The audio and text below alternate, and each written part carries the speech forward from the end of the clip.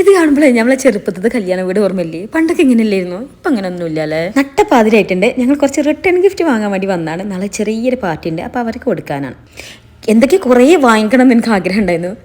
എല്ലാ ഷോപ്പുകളൊന്നും ഓപ്പൺ അല്ലായിരുന്നു. ഉള്ള ഷോപ്പുകളെ കുത്തി തുറന്നെടുത്ത സാധനങ്ങളാണ്.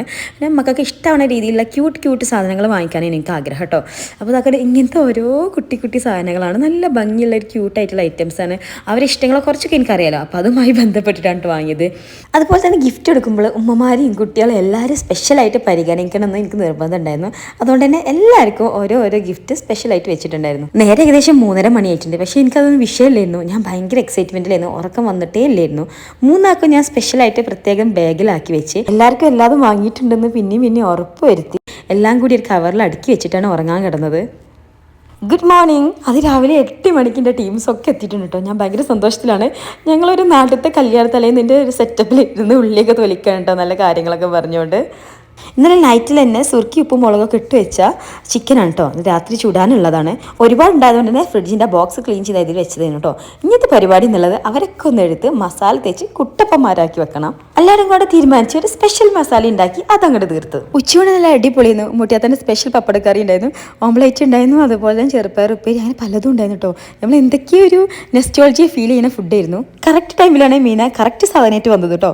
ഓൾ ഇന്നലെ വന്നതാണ്. അപ്പോൾ നല്ല തമിഴ്നാട് അല്ല അടിപൊളി സ്വീറ്റ്സും കാര്യങ്ങളൊക്കെ ഉണ്ടായിരുന്നു. Thank you Meena, thank you so much. ഞങ്ങൾക്ക് അത് കണ്ടപ്പോൾ മനസ്സും വയറും ഒരുപോലെ നിറഞ്ഞ് അങ്ങനെ സ്വീറ്റ്സും കഴിച്ച് റെസ്റ്റ് എടുക്കുമ്പോഴാണ് ബാബുവാക്ക് അതാ നല്ല ഫിഷ് ആയിട്ട് വന്നു കേട്ടോ. അതായത് നമ്മൾ ഗ്രില്ലിൽ ഫിഷിനെയും കൂടി ഒന്ന് കയറ്റിയാലോ എന്നുള്ളതായിരുന്നു. ഫിഷ് ക്ലീൻ ചെയ്ത് നേരെ നമുക്ക് മുകൾക്കൊന്ന് പോയി വെക്കാം. അവിടെ എന്തൊക്കെ പരിപാടി നമുക്കൊന്നും അറിയണമല്ലോ. അപ്പോൾ ഇതാക്കൊണ്ട് ഇവിടെ വന്ന് നോക്കിയപ്പോൾ ചിക്കൻ്റെ പരിപാടികളൊക്കെ തുടങ്ങിയിട്ടുണ്ട്. അവർ ഇതാക്കൊണ്ട് ചാർക്കോളൊക്കെ സെറ്റ് ചെയ്ത് കണലുണ്ടാക്കാനുള്ള ഒരുക്കങ്ങളാണ്. ചിക്കൻ ചുടുമ്പോൾ പപ്പമാർക്ക് ബോറടിക്കാൻ പാടില്ലല്ലോ. കുറച്ച് സ്നാക്സും കാര്യങ്ങളും സെറ്റ് ചെയ്ത് കൊടുത്തിട്ടുണ്ടായിരുന്നു. ഫൈനലി നമ്മൾ ചിക്കൻ കുട്ടീനെ അത് ആ ഗ്രില്ലിൽ കയറ്റാൻ തുടങ്ങിയിട്ടുണ്ട്. പപ്പമാരിപ്പോൾ നമ്മളെ മക്കൾസും കട്ട സപ്പോർട്ടിൽ കൂടെ നിന്ന് ചിക്കൻ ചുടാൻ സഹായിക്കുന്നുണ്ട് കേട്ടോ. ചിക്കൻ ഏകദേശം പാകമായപ്പോഴത്തേനും നമ്മൾ അടുത്ത ആളെ രംഗത്ത് ഇറക്കിയിട്ടുണ്ട്. നമ്മളെ ഫിഷ് നല്ലോണം മസാലയൊക്കെ പറ്റി ഇതാക്കണോ മുകൾക്ക് കൊണ്ടുപോവുകയാണ് കേട്ടോ.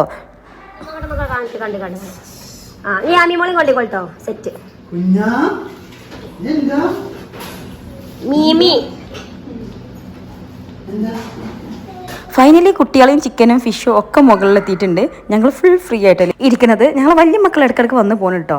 ഉച്ചക്കത്തെ ഇടവേള ആനന്ദകരമാക്കാൻ വേണ്ടി ഞാൻ തയ്യാറാക്കി വെച്ച് ഡയറ്റ് ചെയ്യുന്നത്. പക്കത്ത് വീട്ടിൽ നിന്ന് ഇഷ്ടംപോലെ സീറ്റ് സിറ്റുണ്ട്. ഇത് ഉച്ചയ്ക്ക് ഇറക്കിയിട്ടുണ്ടായില്ല, ഈവനിങ്ങിലാണ് ഇറക്കിയത്. നല്ല അടിപൊളി ആയിട്ട് എല്ലാവർക്കും ഇഷ്ടമായിട്ടോ. ഉപ്പിലിട്ടവും കഴിച്ച് ചെറിയ DJ പാർട്ടിയും കഴിഞ്ഞ് ഞങ്ങൾ മുകൾക്ക് കയറി നോക്കിയിട്ടോ. അവിടുത്തെ അവസ്ഥ എന്താ നമ്മളിവിടെ ഒന്ന് അറിയണമല്ലോ. പക്ഷെ നോക്കിയപ്പോൾ ഏകദേശം ചിക്കൻ്റെ പരിപാടിയൊക്കെ ഫിനിഷ് ആയിട്ടുണ്ട്. നമുക്ക് സമയമൊന്നും വിഷയമില്ലാത്തതുകൊണ്ട് 10-12 ആയാലും നമുക്ക് വിഷയമില്ല. പക്ഷേ ഞങ്ങളെ പക്കത്തെ വീട്ടിൽ ഒരു 10 മണിയാകുമ്പോൾ കിടന്നുറങ്ങും. അതുകൊണ്ട് ചിക്കൻ വന്നപ്പോൾ തന്നെ അത് എടുത്തുകൊണ്ട് അടുത്ത വീട്ടിലേക്ക് ഓടുന്ന കാഴ്ചയാണ് കാണുന്നത്. അതിൻ്റെ കൂടെ കുബൂസും ഐറ്റംസും എല്ലാം കൂടി എടുത്തിട്ട് ഫോൺ വിളിച്ചിട്ട് ഡോറൊന്ന് തുറക്കിയെന്ന് പറഞ്ഞിട്ടാണ് പോണത്. ഇവർ രണ്ടാളും മുകളിൽ നിൽക്കണില്ല. അമ്മമാരെ കാണാൻ കച്ചറയെന്ന് പറഞ്ഞ് ബാപ്പാരെ ഇവിടെ കൊണ്ടുവന്നാക്കി പോയത് കേട്ടോ. ഷോ രണ്ടാളും കൂട്ടായി രണ്ടാളും നല്ല കളിയായിരുന്നു. നിങ്ങൾ DJയും കളിച്ച് താഴ്ത്തിരിക്കാനോ, ഞങ്ങൾ ഫുഡ് റെഡി ആയിട്ടുണ്ട് കഴിക്കാൻ പായോ എന്ന് പറഞ്ഞ് പപ്പാസ് വന്ന് വിളിച്ചപ്പോഴാണ് ഞങ്ങൾ വന്നത്. സംഗതി എല്ലാം റെഡി ആയിട്ടുണ്ടായിരുന്നു. അവിടെ വിരിക്കാനൊക്കെ തുടങ്ങിയിട്ടുണ്ടായിട്ടോ.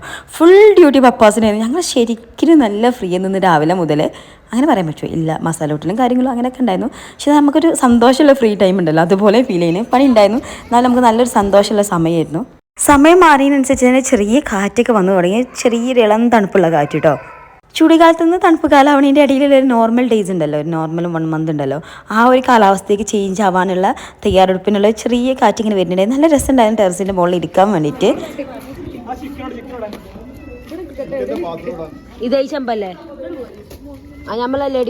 ഞങ്ങളോ ഒത്തുകൂടെ റെഡിയായി നിൽക്കണം. അതുപോലെ തന്നെ ഞങ്ങൾ ഹസ്ബൻഡ്സ് അതിനേക്കാളും കേട്ടോ. കാരണം ഓരോ ബ്രദേഴ്സാണല്ലോ അങ്ങോട്ടും ഇങ്ങോട്ടും. അപ്പോൾ അവർക്കുണ്ട് ഒരുപാട് കാര്യങ്ങൾ അങ്ങോട്ടും ഇങ്ങോട്ടും പറയാനൊക്കെ.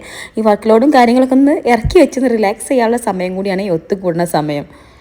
ചിക്കൻ ചുടാൻ വേണ്ടിയിട്ടാണ് നമ്മൾ പ്രോഗ്രാം വെച്ചതെങ്കിൽ കൂടി ആ പരിപാടി നമ്മളെ ഫിഷ് കൊണ്ടുപോയിട്ടോ. ഫിഷ് ഒരു രക്ഷയുണ്ടായിരുന്നില്ല, അടിപൊളിയെന്ന്. ഞാനൊക്കെ മെയിനായിട്ട് ഫിഷിമ്പിലായിരുന്നു കൂടിയുന്നത്. കറക്റ്റ് എൻ്റെ ഫ്രണ്ടിൽ തന്നെയാണ് കേട്ടോ ഫിഷിൻ്റെ പ്ലേറ്റ് കിട്ടിയതും. ഞാൻ പൊളിച്ചടക്കി. വേറെ ലെവൽ സാധനമാണ്. ഫിഷ് കൊടുന്നപ്പോൾ എത്രത്തോളം ടേസ്റ്റ് ഉണ്ടാവുമെന്ന് ഒരിക്കലും പ്രതീക്ഷിച്ചിട്ടുണ്ടായിരുന്നില്ല. അതിനൊരു സ്പെഷ്യൽ താങ്ക്സ് ബാബുവാക്കൊക്കെ ഉള്ളതാണ്. ഫുഡ് കഴിച്ചില്ല, ഞാൻ ക്ലീൻ ചെയ്തോളാം പറഞ്ഞ് എൻ്റെ യാമിമോളാണ് കേട്ടോ അവിടെ ക്ലീൻ ചെയ്യാൻ വേണ്ടി നിൽക്കും. അവിടുത്തെ ക്ലീനിങ് കാര്യങ്ങൾ കഴിഞ്ഞ് ഞങ്ങൾ റൂമിൽ വന്ന് നിൽക്കുമ്പോൾ കാണുന്ന കാഴ്ച പപ്പാരും കുട്ടികളും ഇവിടെ കളിക്കുന്ന കാഴ്ചയാണ് കേട്ടോ. അതായത് പപ്പാരും കുട്ടികളും എത്രത്തോളം അറ്റാച്ച്മെൻറ്റിൻ്റെ പോലെ ഒരു ഫ്രണ്ട്ഷിപ്പ് എന്താണെന്നുള്ളത് നിങ്ങൾക്ക് ഈ വീഡിയോ കണ്ടാൽ മനസ്സിലാവുണ്ടാവും. അങ്ങനെ ഏകദേശം ഇന്നത്തെ പ്രോഗ്രാം അവസാനിച്ച് അവരെല്ലാവരും പോവുകയാണ് കേട്ടോ.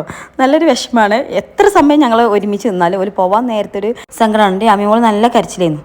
പിറ്റേ ദിവസം വെയിലൊക്കെ മാറി ഒരു 5 മണിക്ക് ശേഷം ഞാൻ മുകൾക്കൊക്കെ വന്ന് നോക്കി എന്താ അവിടുത്തെ അവസ്ഥ എന്നൊക്കെ അറിയണമല്ലോ. പപ്പാസാണെന്നല്ല ബാക്കിയൊക്കെ ക്ലീൻ ചെയ്തിട്ടുണ്ടായിരുന്നത്.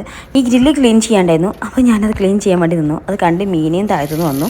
ഞങ്ങൾ രണ്ടാളും പാടെ ഒരുമിച്ച് സംസാരിച്ചുകൊണ്ടാണ് ക്ലീൻ ചെയ്തത്. അപ്പോൾ ഓക്കെ, ടാറ്റ, ബൈ ബൈ.